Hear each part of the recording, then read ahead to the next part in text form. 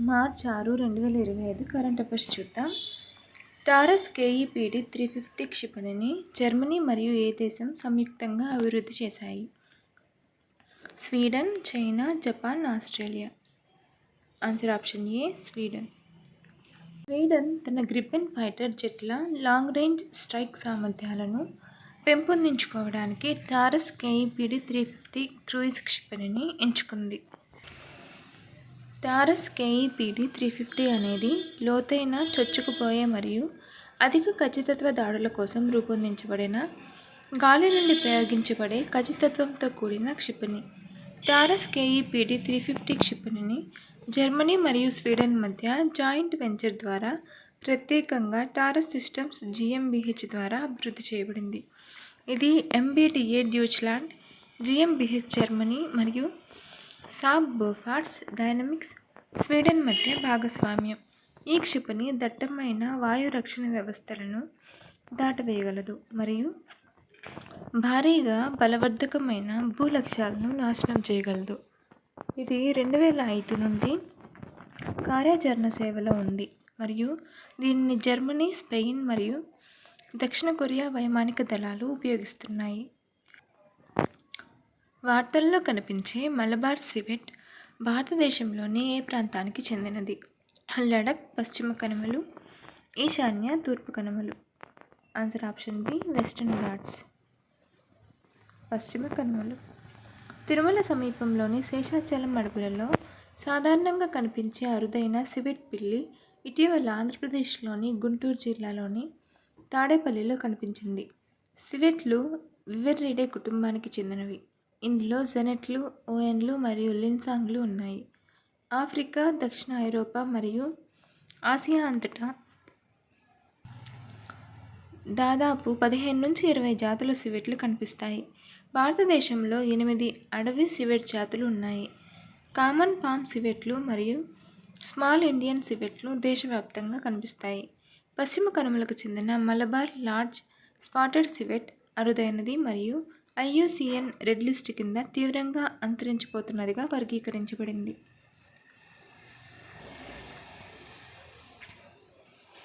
ప్రధానమంత్రి శ్రమయోగి మాన్ధన్ యోజనను ఏ మంత్రిత్వ శాఖ నిర్వహిస్తుంది? ఆర్థిక మంత్రిత్వ శాఖ, వాణిజ్యం మరియు పరిశ్రమల మంత్రిత్వ శాఖ, చట్టం మరియు న్యాయ మంత్రిత్వ శాఖ, కార్మిక మరియు ఉపాధి మంత్రిత్వ శాఖ.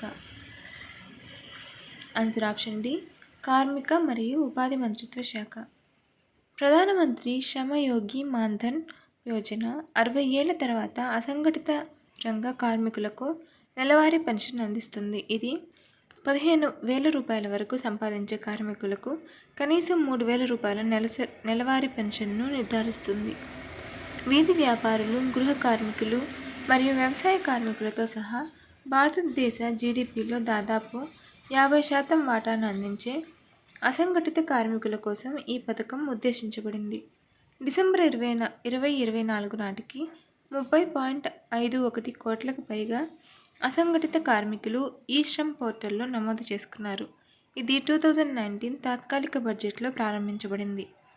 పిఎంఎస్వైఎం అమలు కోసం life insurance corporation of India LIC మరియు common service centres e governance services India limited సిఎస్సిఎస్పివితో కలిసి కార్మిక మరియు ఉపాధి మంత్రిత్వ శాఖ ద్వారా నిర్వహించబడుతుంది.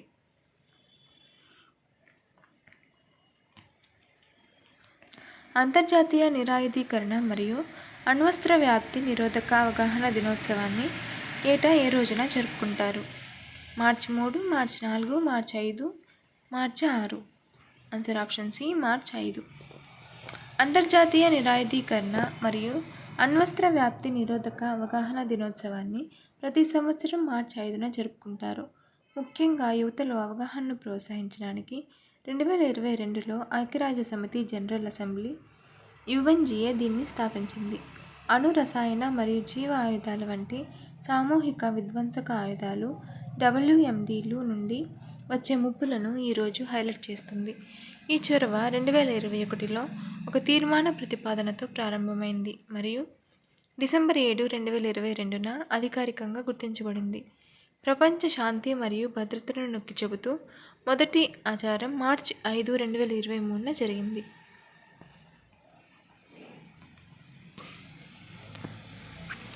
వార్తల్లో కనిపించిన మౌంట్ ఎరేబస్ ఏ ఖండంలో ఉంది? అంటార్కిటికా, ఆఫ్రికా, ఆస్ట్రేలియా, దక్షిణ America. Answer option A Antarctica. అంటార్కిటికాలోని మౌంట్ ఎరేబస్ కింద అగ్నిపర్వత మంచు గుహలు వృద్ధి చెందుతున్న సూక్ష్మజీవుల జీవాన్ని కలిగి ఉన్నాయి. గ్రహాంతర ప్రపంచాలపై సంభావ్య జీవం గురించి అంతర్దృష్టిని అందిస్తున్నాయి. మౌంట్ ఎరేబస్ అనేది దక్షిణాన అత్యంత చురుకైన అగ్నిపర్వతం. ఇది అంటార్కిటికాలోని రాస్ ద్వీపంలో ఉంది. దీన్ని 1841లో సర్ జేమ్స్ క్లార్క్ రాస్ కనుగొన్నారు మరియు అతని ఓడ ఎరేబస్ పేరు పెట్టారు. దీని శిఖరం 12,448 అడుగులు 3,794 మీటర్ల ఎత్తులో ఉంది. ఇది అంటార్కిటికాలో రెండవ ఎత్తైన అగ్నిపర్వతం. ఈ అగ్నిపర్వతం చురుకైన లావా సరస్సును కలిగి ఉంది. ఇది 1972 నుండి నిరంతరం చురుకుగా ఉంటుంది. చిన్న స్ట్రోంబోలియన్ విస్ఫోటనాలు సంభవిస్తాయి. గుజరాత్లోని జునాగఢ్లోని ససాన్లో జరిగిన 7వ NBWL సమావేశానికి ప్రధానమంత్రి నరేంద్ర మోదీ అధ్యక్షత వహించారు. వన్యప్రాణుల సంరక్షణపై దృష్టి సారించారు. మే 2024లో జరిగిన 16వ ఆసియా సింహాల జనాభా అంచనా కూడా కీలక చర్చల్లో ఒకటి. ఇది జనాభా పెరుగుదల మరియు ఆవాస పరిస్థితులను అంచనా వేస్తుంది. ఆసియా సింహాల సంఖ్య క్రమంగా పెరుగుతుందని, గిరిజన వర్గాలు మరియు మహిళలు వారి సంరక్షణ ప్రయత్నాలకు ఘనత వహించాలని ప్రధాని మోదీ సూచించారు. ప్రభుత్వ మార్కెట్ ప్లేస్ జీఈఎంకి సీఈఓగా అజయ్ బాధు నియమితులయ్యారు. భారత ప్రభుత్వం వాణిజ్య శాఖలో అదనపు కార్యదర్శిగా ఉన్న అజయ్ బాధును మార్చి 3, 2025 నుండి ప్రభుత్వ మార్కెట్ ప్లేస్ సీఈఓగా నియమించింది. టాటా కన్సల్టెన్సీ సర్వీసెస్ TCS ద్వారా ఆధారితమైన తదుపరి తరం డిజిటల్ మార్కెట్ ప్లేస్గా జీఈఎం పరివర్తనకు నాయకత్వం వహిస్తూనే ఆయన తన ప్రస్తుత బాధ్యతలను కొనసాగిస్తారు. గుజరాత్ కేడర్కు చెందిన 1999 బ్యాచ్ IAS అధికారి అయిన బాధుకు పాలన, పట్టణ మౌలిక సదుపాయాల అభివృద్ధి మరియు విధాన అమలులో అపార అనుభవం ఉంది. డాక్టర్ అజిత్ రత్నాకర్ జోషిని RBI ఎగ్జిక్యూటివ్ డైరెక్టర్గా నియమించింది. Reserve Bank of India March 3, 2025 నుండి అమల్లోకి వచ్చేలా డాక్టర్ అజిత్ రత్నాకర్ జోషిని కొత్త ఎగ్జిక్యూటివ్ డైరెక్టర్గా నియమించింది. ఆయన గణాంకాలు మరియు సమాచార నిర్వహణ విభాగం మరియు ఆర్థిక స్థిరత్వ విభాగాన్ని పర్యవేక్షిస్తారు. గణాంకాలు, సమాచార సాంకేతికత మరియు సైబర్ రిస్క్ నిర్వహణలో 30 సంవత్సరాలకు పైగా అనుభవం ఉన్న డాక్టర్ జోషి తన కొత్త పాత్రకు విస్తృతమైన నైపుణ్యాన్ని తీసుకువస్తున్నారు. తేజస్ ఎయిర్క్రాఫ్ట్ కోసం ఇంటిగ్రేటెడ్ లైఫ్ సపోర్ట్ సిస్టమ్ యొక్క హై ఆల్టిట్యూడ్ ట్రయల్ను DRDO నిర్వహించింది.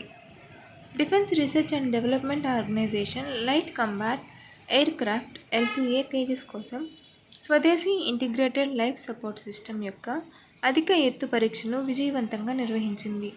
బెంగళూరులోని డిఫెన్స్ బయో ఇంజనీరింగ్ మరియు ఎలక్ట్రోమెడికల్ ల్యాబొరేటరీ అభివృద్ధి చేసిన on board oxygen generating system ఆధారిత ILSS నిజ సమయంలో శ్వాసక్రియ ఆక్సిజన్ను ఉత్పత్తి చేయడం మరియు నిర్వహించడం ద్వారా ద్రవ ఆక్సిజన్ సిలిండర్ల అవసరాన్ని తొలగిస్తుంది.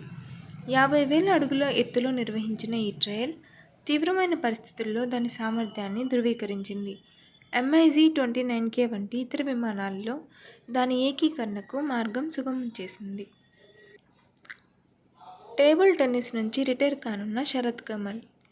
భారతదేశపు దిగ్గజ టేబుల్ టెన్నిస్ ఆటగాడు ఆచంట శరత్ కమల్ చెన్నైలో మార్చి 25, 30, 2025 జరిగిన WTT స్టార్ కాంటెండర్ ఈవెంట్లో తన వీడ్కోలు టోర్నమెంటుతో ప్రొఫెషనల్ ఆట నుండి రిటైర్మెంట్ ప్రకటించాడు.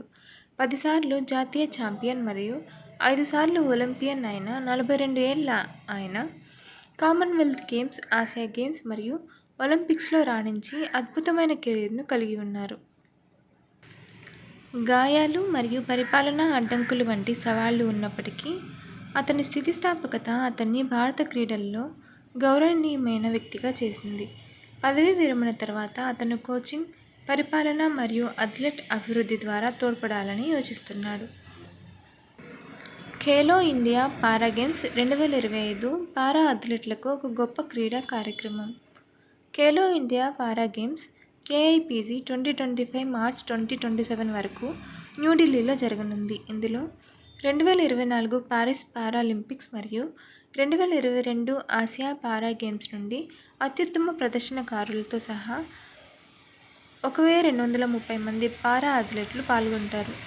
కేంద్ర మంత్రి డాక్టర్ మన్సుఖ్ మాండవీయ ప్రకటించిన ఈ KIPG 2వ ఎడిషన్ భారతదేశంలో పారా క్రీడల అభివృద్ధిని ప్రోత్సహించడం లక్ష్యంగా పెట్టుకుంది. ఈ కార్యక్రమంలో 6 ప్రధాన విభాగాలు పారా ఆర్చరీ, పారా అథ్లెటిక్స్, పారా బ్యాడ్మింటన్, పారా పవర్ లిఫ్టింగ్, పారా షూటింగ్ మరియు పారా టేబుల్ టెన్నిస్ రాజధాని అంతటా ప్రధాన వేదికల్లో నిర్వహించబడతాయి. Follow for more